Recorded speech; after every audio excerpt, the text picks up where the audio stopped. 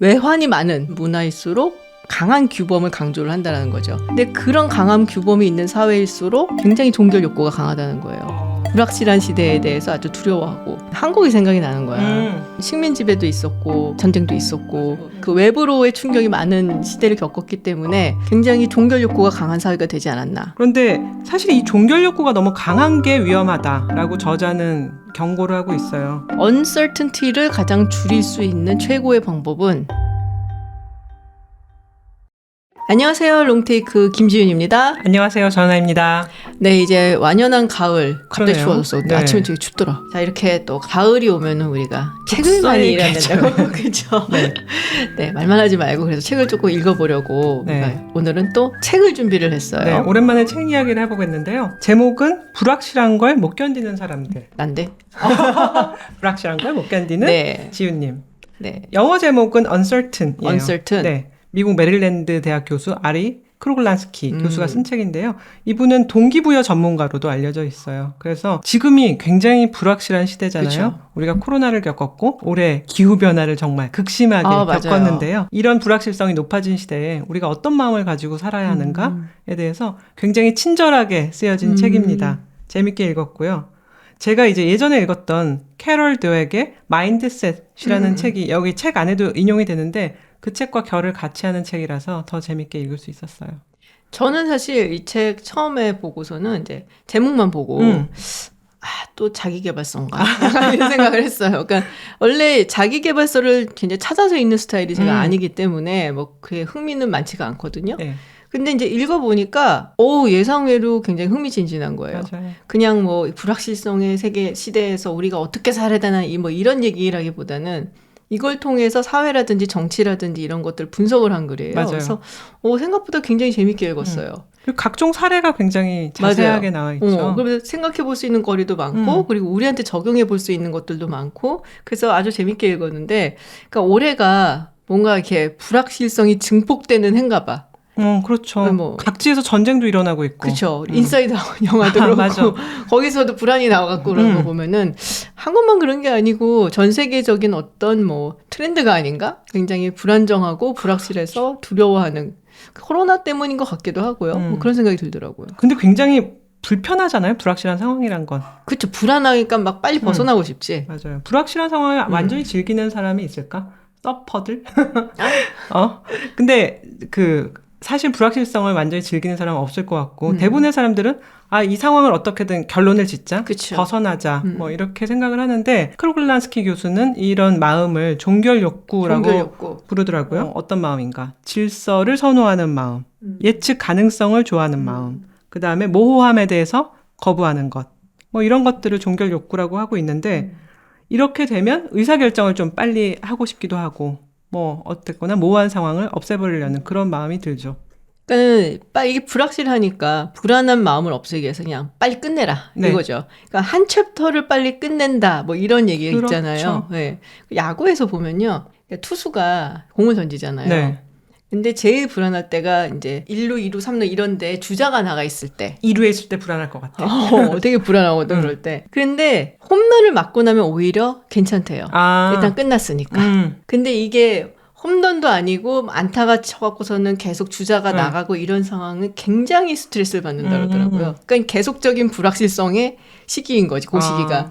근데 일단 홈런 하나 맞아서 다 클리어되고 점수를 주든 말든 간에 일단 끝나면은 그래도 기분이 홀가분해진다 그러더라고요. 근데 그런 비슷한 게 아닌가 싶어요. 맞아요. 그런 느낌일 것 같아요. 그런데 사실 이 종결 욕구가 너무 강한 게 위험하다라고 저자는 경고를 하고 있어요. 그러니까 우리가 불확실한 상황을 벗어나려고 어떤 가치 판단을 하잖아요. 이건 이런 상황이야. 혹은 우리가 이렇게 행동해야 돼. 라고 하는데 우리는 이제 가치 판단을 할 때 여러 가지 정보를 모으고 제 나름대로의 어떤 그 상황 판단을 하면서 이제 가치 판단을 하는데 만약에 우리가 너무 종결 욕구가 강하면 이 정도 알아봤으면 됐지 뭐. 빨리 뭐 이렇게 하자. 뭐 그럴 경우도 있고 그러니까 굉장히 서둘러서 의사결정을 해버리는 거죠. 성급하게. 또 하나는 사실 제일 편한 게 뭐예요? 그냥 남의 말 따라하는 거. 지훈 박사가 하자는 대로 하지 뭐. 귀찮아. 라고 해서 근데 그렇게 하다 보면 사실은 거의 대중에 영합한다든지 그런 이제 상황이 생기기가 쉽죠. 그래서 좀 더 이제 크로글란스키 교수가 말하는 것은 열린 마음을 갖고 정보를 충분히 수집을 해서 이제 찬찬히 의사결정을 해나가는 그런 마음이 가짐이 중요하다라고 얘기하고 있어요. 근데 또 어떤 때는 빨리 종교를 지어야 될 때도 있긴 하거든요. 아, 뭐 그렇죠. 사회생활을 한다든지 맞아요. 여러 가지 상황에서 좀 극단적인 상황으로 갈 수도 있는데 예를 들면은 뭐 전쟁이라든지 거기서 뭐 사령관이 굉장히 순식간에 빨리 결정이 되는 경우들이 있잖아요. 네. 비즈니스 시정 같은 경우도 어떨 때는 좀 전격적으로 결정을 해줘야 되는 때도 있고 뭐 정책도 그렇고 그래서 어떨 때는 빨리 종교를 맺는 게 좋을 때도 있거든. 맞아요. 예, 그래야지 국민들이 불안해하지도 않고. 마냥 그냥 의사결정을 지연할 수는 없죠. 사실 회사 다니면서 제일 나쁜 상사. 우유부단. 의사결정 안 하는 그러니까. 상사. 계속 좀 더 알아보지 그래. 자기는 안 알아보고 결정은 안 하고. 내일 다시 보자고. 밤 7시에. 진짜 열받거든요. 그 옛날에 그 상사 중에 정말 의사결정 안 하시는 분이 있었는데 저희가 인도에 디왈리라는 축제가 있어요. 그때가 되면 이제 마치 저희의 추석처럼 판촉 행사를 많이 하거든요. 가서 이거 해서 예산이 얼마고 뭐 어떤 효과 있고 그런데 그래? 이 축제가 뭔가 뭐 신에 관련된 인도의 신화 체계에 대해서 다 알아보고 그거 마치 우리가 추석 프로모션 하는데 한가위의 유래가 뭔가 뭐 약간 이러는 거잖아. 근데 사실 그 마음의 뒤편에는 이거 얼마 들고 이거 의사결정이 힘든데 이런 그치. 마음이 회피. 있는 거죠. 회피하는 마음이죠. 사실 우리가 이제 메타, 페이스북에서 내건 슬로건 중에 하나가 fail fast.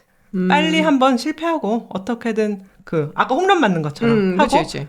다음 어떻게 나갈지 의사결정을 하자. 그렇게 보는 건데 어쨌거나 뭐 종결 욕구가 너무 강하면 안 되겠지만은 빠른 의사결정이 필요할 때는 분명히 있죠. 사실 근데 언제 의사결정을 빨리 할까요?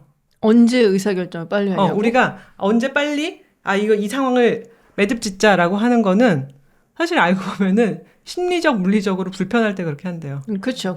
일단 피곤할 때, 졸려. 빨리 몰라. 몰라. 마무리 지어.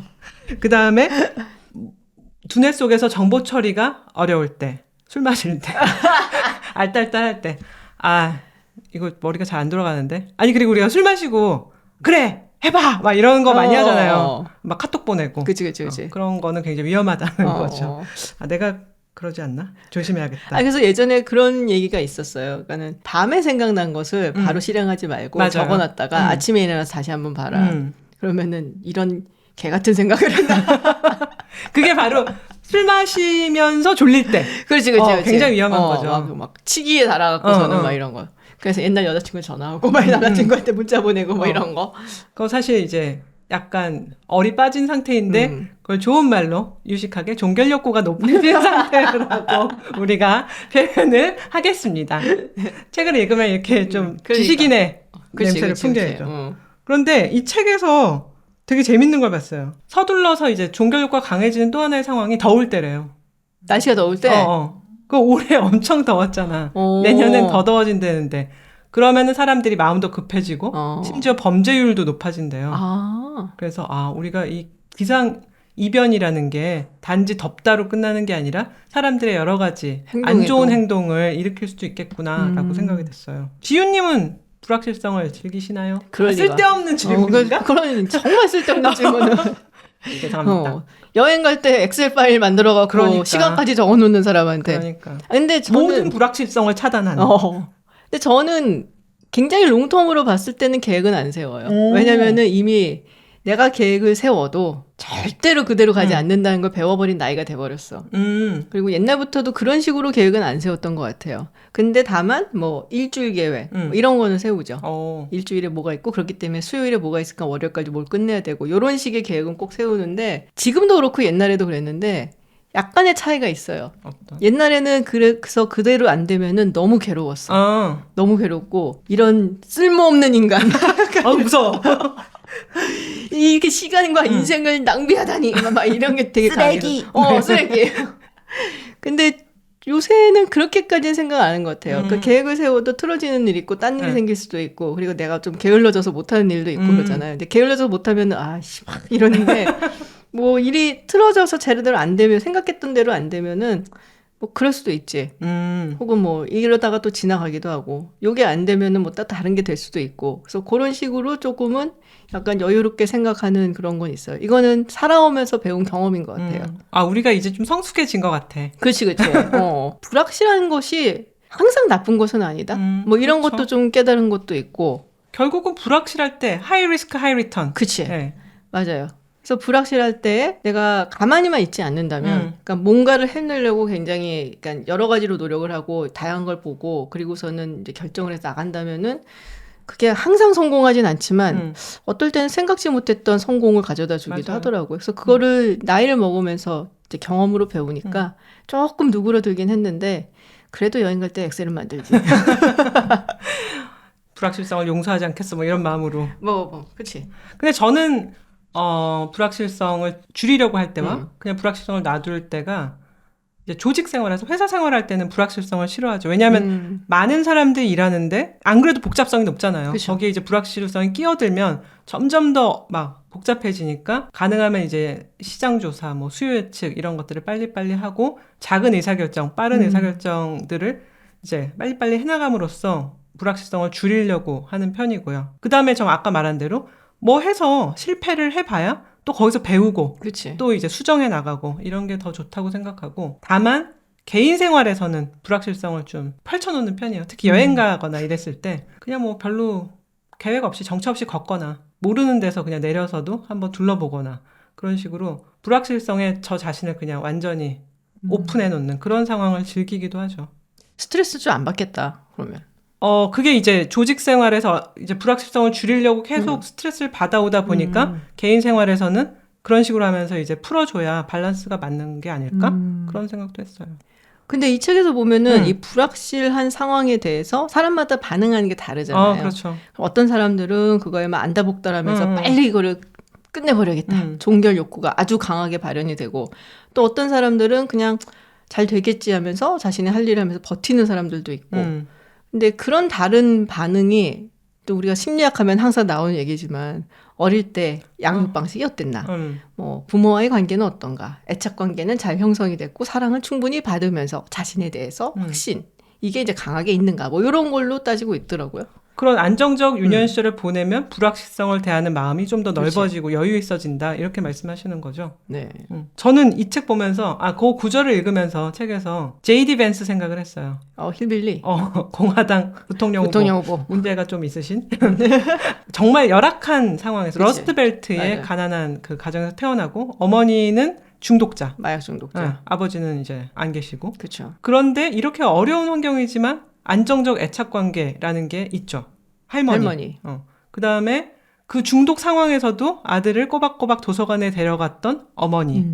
이러다 보니까 그런 상황을 이겨내고 자기가 자기를 다스리면서 예일대 법대까지 졸업을 해서 오늘날 어쨌거나 부통령 후보로 당당선 그렇게 된 거 보면 이게 우리가 아까 말했던 안정적 애착 관계가 어디서 나와? 그럼 당장 생각하는 게 국민 평형 아파트에 사는 교양 있는 부모 밑에 자란 뭐 이렇게 되게 틀에 박힌 생각을 하기 쉽잖아요. 하지만 어떤 상황에서든지 우리를 붙잡아주는 애착 관계란 것은 있다. 이런 생각을 했어요. 맞아요. 거기서도 책에서도 사실은 자기 할머니에 대해서 굉장히 얘기를 많이 하죠. 맞아요. 그러니까 할머니가 그런 무조건적인 사랑 그리고 자기의 이부 누나 그러니까 아버지가 다른 누나가 또 항상 케어를 해주고 이런 것이 없었으면 자기가 절대로 성공할 수 없었다라는 얘기를 굉장히 강하게 하는데 사실은 이제 후천적으로도 좀 달라진다라는 생각이 들기는 해요. 왜냐면은 이제 사회생활을 하다 보면은 불확실한 상황에 늘 놓이게 되고 조직 내에서도 마찬가지고요. 그리고 이거를 겪어나가면은 뭔가 이런 불확실한 상황에서는 어떤 식으로 대충 해결이 될 거다라는 학습을 하지 않을까. 그렇죠. 일종의 이제 트레이닝 같은 거죠. 근데 그렇게 학습을 통해서 우리가 얻을 수 있는 이 불확실한 상황에 대한 결과물 그리고 경험 이런 거는 대충 우리가 참아낼 수는 있는데 정말 극단적인 상황이 있잖아요. 뭐 전쟁, 그렇죠. 기아, 뭐 이런 것들. 뭐 책에서도 나왔지만 빅터 프랭클 얘기도 나오죠. 수용소에서의 경험. 그래서 이 상황을 어떻게, 그러니까 정말 불확실하잖아요. 내일 죽을 수도 있는 거고, 모레 죽을 수도 있는 거고. 옆에서 막 죽어 나가잖아요. 근데 그 상황을 어떤 사람은 견뎌내고 빅터 프랭클처럼 또 어떤 사람들은 못 견디고 자결한다든지 뭐 이런 경우들을 보면은 결국 정말 극한 상황에 처했을 때는 결국에는 자기 밑바닥에 있는 이 불확실성을 대하는 자세라든지 혹은 뭐 자신에 대한 뭐 자신감이라든지 혹은 사회를 바라보는 세계를 바라보는 뭐 세계관 이런 것들이 작동하지 않을까. 그래서 사실 정말 그런 상황에서 내가 어떻게 대할지 나도 나 자신을 나는 모르겠어. 빅터 프랭클 같이 그렇게 되지 못할 것 같기도 하고 그런데 이제 책에서 강조하는 건 그래도 열린 마음이 중요하다. 계속해서 어떤 상황에 대해서 내가 이 고난을 통해서 뭔가 배우고 또 한 발짝 나가겠다 이런 좀 희망, 낙관적인 자세 이런 게 중요하다고 하는데 사실 마음의 불편함이 없으려면은 가장 빠르고 달콤한 거는 대세를 따르지 뭐. 근데 그게 사실 위험할 수 있는 게 대세를 따르다 보면 뭐 우리가 사실 코로나 때 참 생각해 보면 우리가 초기에 정보가 별로 없었잖아요. 그쵸, 지금도 그쵸. 사실 다 모르지만 그럼 막 어느 지역에서 뭐 코로나가 창궐했어 그러면은 그 지역 사람들 위험한 사람들이야. 막 지나가면 막 괜히 막 불안해하고 싫어하고 그러니까 결국은 대세를 따른다는 게 조금만 더 한 발짝 더 나가면 인종 간의 차별을 한다든지 그런 식으로 금방 발전할 수 있어서 우리가 계속 정말 정신줄을 붙잡고 있다라는 거 종교를 쉽게 하지 않는다라는 것이 우리 열린 마음을 유지하는 게 정말 중요한 것 같아요. 제가 예전에 읽은 글 중에 굉장히 인상적인 게 있었는데 수학자이고 컴퓨터 과학자이면서 굉장히 유명한 클로드 셰넌이라는 박사가 있어요. 이분이 프린스턴 고등연구소에서 연구를 한 거기 이제 뭐 아인슈타인이라든지 폰 노이만이라든지 이런 사람들 오펜하이머에 나왔던 그 맞아 연구소. 거기. 그러니까 이분도 천재인 거지. 근데 이 클로드 셰넌이 이야기한 것 중에 uncertainty를 가장 줄일 수 있는 최고의 방법은 certainty가 아니라 information이다. 그렇죠. 그래서 그 얘기를 했는데 그게 되게 인상적이었어요. 그러니까 우리가 certainty, 그러니까 확실함을 추구한다는 것이 되게 사실은 헛된 거고 세상에 확실한 거 없잖아요. 맞아요. 절대적으로 확실한 거는 우리가 정말 믿는 종교밖에 없는 거지. 예. 우리 마음속에. 그렇지만 이 세상의 모든 것은 다 불확실한 거기 때문에 그 불확실함을 줄이기 위해서는 정보를 얻어서 이성적이고 합리적으로 판단하는 것밖에 없다. 그래서 그 말이 되게 와닿았어요. 그런 정보를 대할 때 편견 없는 마음으로 정보를 받아들일 수 있는 거. 그렇지, 이런 게 그렇죠. 정말 중요한 것 같아요. 근데 이 책이 되게 재밌다고 느껴진 건 아까도 말씀드렸지만 사례가 되게 많잖아요. 생각할 거리가 많은데 맞아요. 이제 그중에 어떤 게 컴퓨터 스크린에 사람들의 이제 흘러가는 단어를 쭉 보여줘. 근데 뭐 사랑, 그다음에 지지, 뭐 이런 좋은 낙관적이고 굉장히 포지티브한 단어들을 많이 본 다음에 그 다음에 사람들이 행동을 측정하면 좀 더 그 외부 사람, 자기와 다른 결의 사람들에 대해서 열린 마음을 보여준다. 그렇기 때문에 아까 얘기한 것처럼 좀 더 사랑을 많이 받고 그 안정적인 관계에서 자라난 사람들이 자기와 다른 인종, 다른 학력, 뭐 다른 계층, 뭐 다른 성 이런 사람들한테 훨씬 열린 태도를 보여줄 수 있다. 이런 것들을 말해주더라고요. 그 저는 이제 정치학자라 그런지 되게 재밌는 부분들이 있었어요, 중간에. 예를 들면은 문화 진화론. 우리가 이제 보통 진화론 하면은 다윈을 생각하잖아요. 그래서 survival of the fittest 해갖고 가장 적응을 잘하는 존재가 살아남는 거잖아요. 그러니까 문화도 그 외부의 충격이라든지 이런 것에서 가장 자기 문화에 걸맞는 가치나 규범을 선택을 해서 살아남는다는 거잖아요. 그렇죠. 그래서 전쟁이라든지 뭐 질병이라든지 아니면 뭐 영토 분쟁, 외환이 많은 근데 그런 것을 겪었던 문화일수록 굉장히 좀 강한 규범을 강조를 한다는 거죠. 왜냐하면 이걸 헤쳐나가려면 똘똘 뭉쳐갖고서는 막 해야 되니까. 근데 그런 강한 규범이 있는 사회일수록 굉장히 종결 욕구가 강하다는 거예요. 불확실한 시대에 대해서 아주 두려워하고. 그렇게 생각을 해보니까 이 책에서는 뭐 싱가포르하고 독일의 예를 들었지만 한국이 생각이 나는 거야. 한국은 식민 지배도 있었고 그리고 전쟁도 있었고 맞아요. 정말 어려운 시기를 겪고 나온 거잖아요.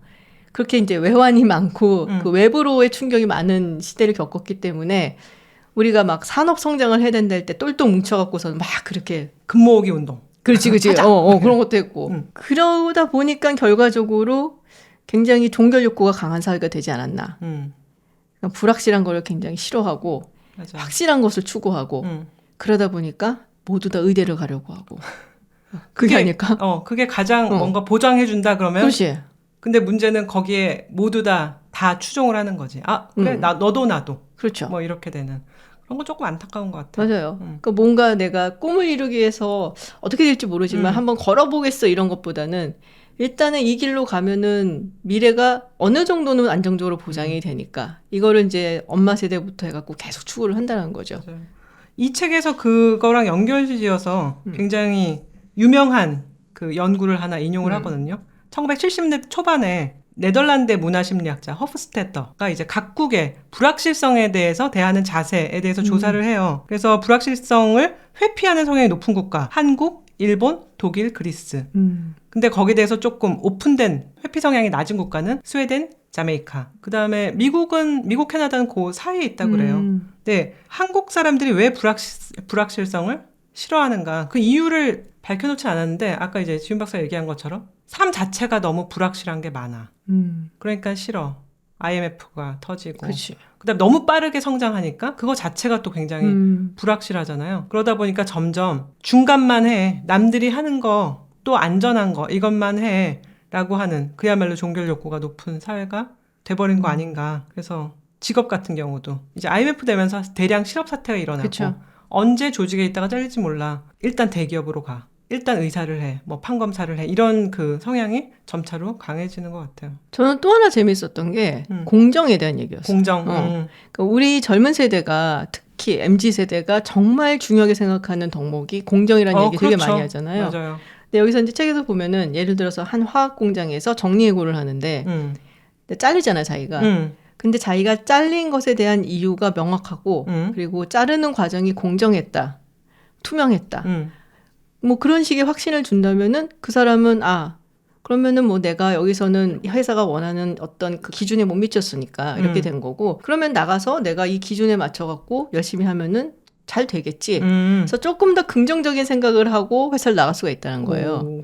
근데 이 과정이 불공정하고 내가 왜 잘렸는지 도통 이해가 안 간다.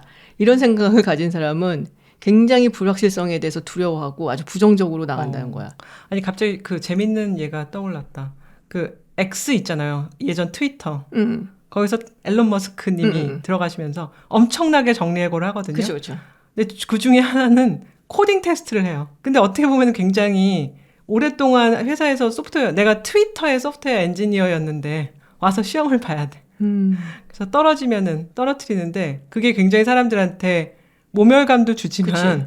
어쨌거나 공정한 측면도 있고 어쨌거나 뭐 한 사태가 지나고 X가 옛날만큼은 못하다 하더라도 회사가 그나마 저렇게 유지되고 있는 거는 그런 공정성의 힘도 좀 있지 않을까. 그렇죠. 네. 근데 이제 우리 사회가 굉장히 양극화가 심해졌잖아요. 그렇죠. 네. 그리고 젊은 세대는 사실 우리 세대에 비해서 훨씬 더 앞으로 나는 이 위쪽을 잡지 못하면은 도태돼서 살아갈 수가 없어라는 그런 불안감 이렇게 굉장히 강하다고 느꼈거든요. 근데 그러다 보니까 굉장히 불안한데 그러면 내가 살아남기 위해서 어떻게 해야 되는가? 노력을 엄청 하죠. 그렇죠. 근데 이 노력을 공정하게 평가해주는 그 과정이 그래서 굉장히 중요하다는 거예요.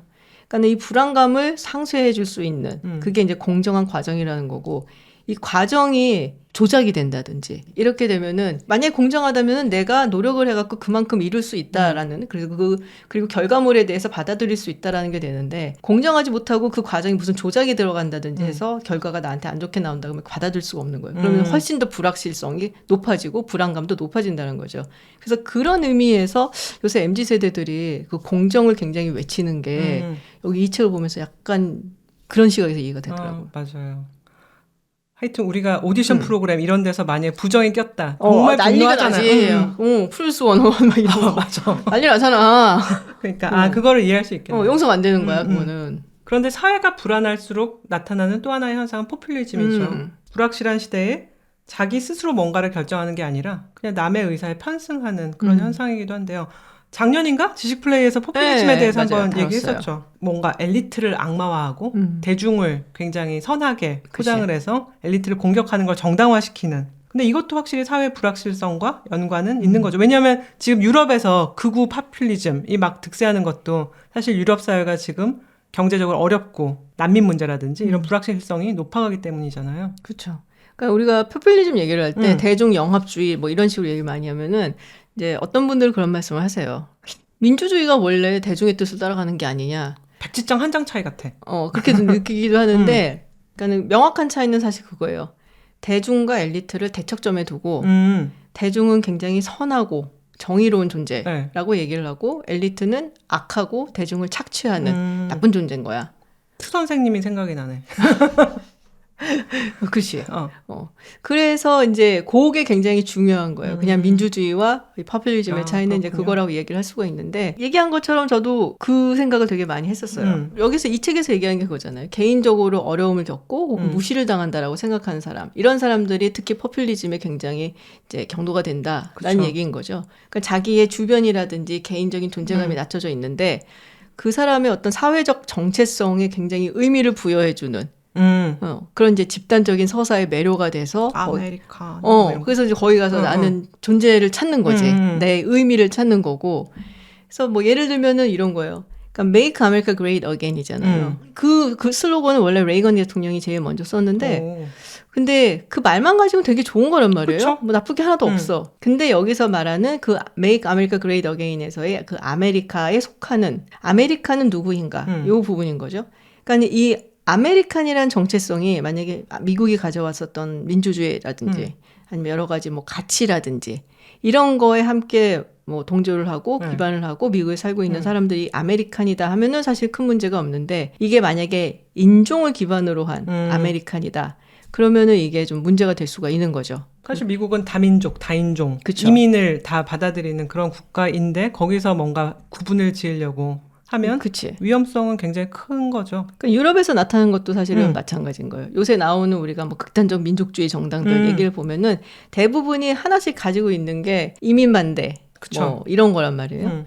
그러니까는 거기서도 마찬가지로 우리가 그들을 포퓰리스트다라고 얘기를 하는 게 이 뭐 독일이라든지 아니면 프랑스인이라든지 뭐 네덜란드인이라든지 이런 사람들을 결정짓는 것이 독일, 프랑스, 네덜란드가 그동안 추구해왔었던 어떤 가치 이거에 기반해서가 아니라 그냥 어떻게 생겼냐. 이렇게 되니까 사실 문제가 심하다라는 얘기를 하는 거죠. 그리고 또 하나 제가 재밌었던 거는 종교 얘기 나왔을 때 테러 집단 이야기들 막 나오잖아요. 네. 특히 뭐 극단적 뭐 이슬람 테러리스트들 되게 많은데 이 사람들이 뭐 자살폭탄 테러라든지 뭐 나가서 목숨을 바친다든지 뭐 이런 것들 사실 이해가 안 가잖아. 맞아. 저러면서 어떻게 종교를 위해서 내 목숨을 바친다라고 사람을 죽이면서 저럴 수 있을까? 뭐 이런 생각들을 많이 하게 되는데, 근데 이들이 얘기하는 거, 그러니까 자기가 뭐 자살폭탄을 통해 갖고서는 뭐 순교라고 생각하면서 한 이런 행동들이 종교적인 이유라든지 이념적인 이유가 아니라 이 책에 따르면은 사실은 자신의 존재 가치를 인정받을 수 있기 때문에 순교자로서 그 집단 내에서는 그런 것 때문이다라고 얘기를 해서 그게 되게 흥미로웠어요. 어떻게 보면 목숨을 바친다는 게 굉장히 어려운 결정이지만 사실 어떤 신념이 있고 내가 거기에 그냥 따라가는 거니까 어쩌면 좀 더 손쉬운 마음의 갈등이 없는 내가 뭔가 나 자신의 가치를 통해서 뭘 하려면 생각할 게 많잖아. 그치. 어렵고. 하지만 나는 저 믿음을 따라서 목숨이라도 내놓겠어 라고 하면은 사실 어떤 면으로 굉장히 단순한 의사결정이 돼버리는 거지. 그리고 집단 내에서는 순교자로 우대를 받으니까. 그렇지. 네. 근데 지금 나한테 가장 불확실성이 큰 거는 롱테이크. 아니 사실, 괴롭냐? 종교 욕구가 생겨나냐? 아니야 그렇진 않아. 종교 욕구 없습니다. 종교 욕구 없고. 아니 지유님이 이제 뽐뿌를 해서 이제 약간 별 생각 없이 시작을 했는데 뭐 이게 방식도 그렇고 뭐 우리가 가지 않은 길을 막 가는 거잖아. 근데 또 우리가 하는 얘기에 사람들이 귀를 기울여 줄까? 늘 시작할 때 불안감이 있지. 요번 얘기에 그 사람들이 많이 볼까? 뭐 좋아할까? 또 싫어하면 어떡하지? 우리가 중간에 무슨 말실수를 하나? 이런 불안감, 불확실성이 이제 계속 있으니까 사실 굉장히 어려운 건데 또 생각해보면 근데 맨날 지윤 박사랑 야 우리 이 얘기하면 정말 재밌을 것 같지 않아? 이거 잡뻥 모드. 이거 진짜 재밌는 것 같아. 둘이 너무 좋아하고 둘만 좋아하나? 막 이런 아직은 약간 긍정적인 열린 마음을 갖고 있습니다. 저는 이 불확실성에 대해서 되게 좀 전격적으로 다르게 받아들이기 시작한 거는 제가 연구원에 다니다가 나왔잖아요. 그래서 그야말로 프리랜서로 뛰게 된 건데 그리고 유튜브를 하고 이런 일련의 과정에서 그렇게 된 것 같아요. 불확실성의 극대화지. 아주 극대화지. 별 생각이 사실 없었어 그때는.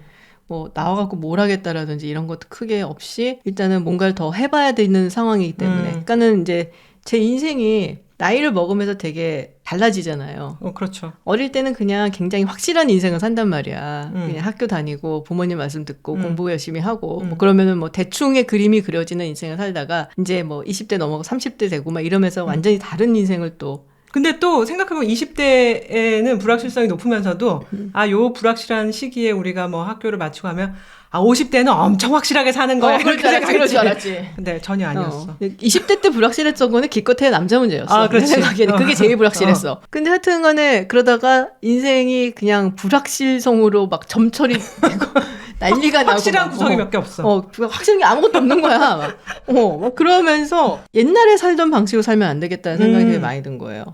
그래서 사실 유튜브 채널을 시작을 했던 것도 아무것도 사실은 보이지 않는 시기였어요. 당시에 제가 라디오도 하다가 그만뒀었고, 그리고 이제 방송이라는 것이 굉장히 수동적인 경제 활동이거든요. 누가 불러주지 않으면은 아무것도 할 수가 없어요. 그렇네요. 네. 그래서 고민을 하다가 유튜브를 해보자라고 시작을 했는데 운도 정말 좋았고 그리고 주변에 도와주는 사람들도 많았고 해서 뭐 열심히 했지 뭐. 갈아서. 그치, 뭔가 알았어. 그래서 굉장히 잘 됐단 말이에요. 그러면서 깨달은 게 뭔가 불안하다, 불확실하다 해서 움츠리고 있으면 안 되는구나. 뭐라도 해야 되는구나. 근데 그걸 굉장히 많이 깨달았고 그래서 그런 의미에서 롱테이크도 시작을 한 것 같아요. 특히 이제 우리 은하님이랑 같이 하자고 했던 걸 되게 쉽게 말을 건네긴 했지만 맞아.